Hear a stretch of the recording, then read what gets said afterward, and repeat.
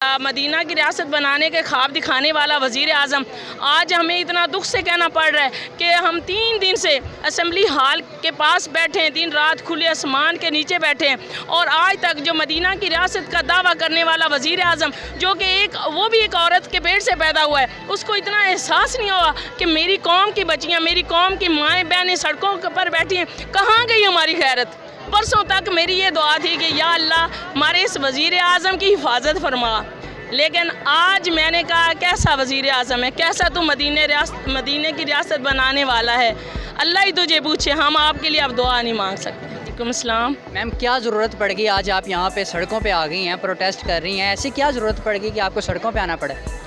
जी बिल्कुल ज़रूरत पड़ी कि 25 साल से हम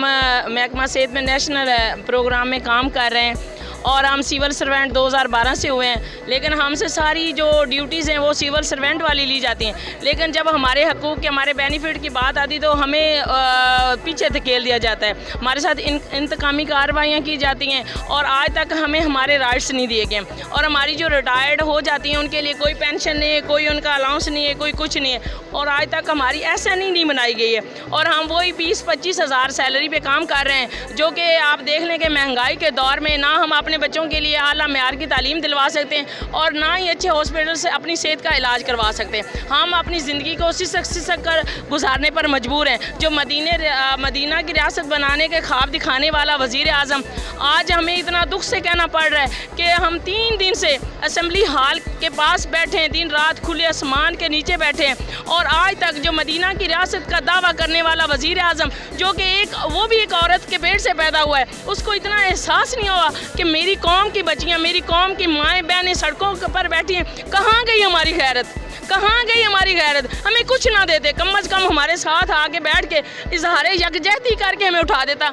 हमें रीढ़ की हड्डी बोला जाता है। तमाम तर टारगेट जो भी हैं IRMNCH के जितने भी टारगेट हैं, जच्चा बच्चा की सेहत की ख्याल करना, 10-34 का टारगेट, सैम बच्चों का जो मेल न्यूट्रिशन बच्चे हैं उनकी सेहत का ख्याल करना, polio duty, dengue duty, corona लोग घरों में बैठे थे, हम फ्री में जाके जो भी आउट ऑफ कंट्री से लोग आए हमने उनके जाके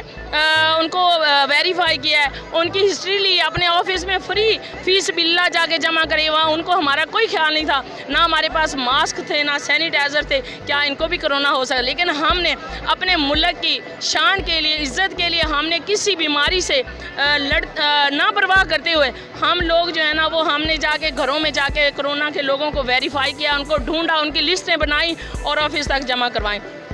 हर काम हमसे फ्री लिया जाता है और 24 घंटे हमारी वर्कर और हम लोग 24 घंटे ड्यूटी कर रहे हैं। रात को डिलीवरी आ जाए तो हमारी वर्कर रात 2 बजे उठ के 10:34 पर कॉल करके गाड़ी मंगवा के ले जाती है और पिछले साल मेरी वर्कर के साथ इंसिडेंस हुआ कि वहाँ पे जिस रोड पे वो आ रहे थे वहाँ पे डाकू आ गए, उन्होंने ब्रेस्ट खोल दिए और वो उनकी जान अल्लाह ने बड़ी मुश्किल से बचाई, लेकिन हमने कभी इस चीज़ का परवाह नहीं किया। हमें इतना थ्रेट किया जाता है कि आपने टारगेट अचीव करेंगे तो हमको वो 20-25 हज़ार मिलेगा, वरना उससे भी कटौती हो जाएगी। आज हम इतनी सिसकती हुई ज़िंदगी के साथ रोडों पे निकले और आज हमें शर्म आ रही है, इतनी शर्म आ रही है कि हम इस पाकिस्तानी कौम की माएँ बहनें हैं जो मदीने रियासत का ख्वाब दिखाने वाला वज़ीर आज़म, खुदा के लिए आ जाओ, हम आपसे कुछ नहीं लेते, हमसे ये 20-25 हज़ार वाली सैलरी भी ले लो,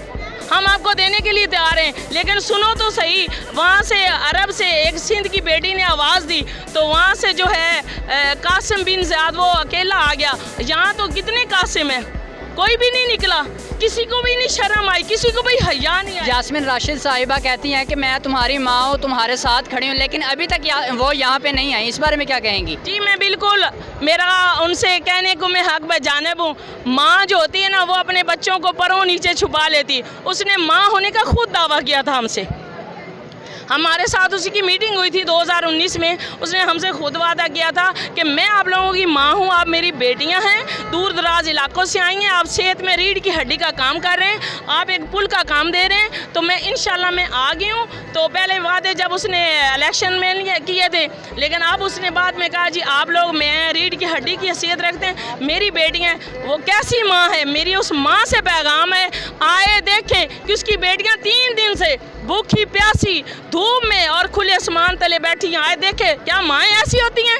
यास्मीन राशिद साहबा, माएँ ऐसी होती हैं? आज आपने तो माँ का तशख़्ख़ुस ही ख़राब कर दिया।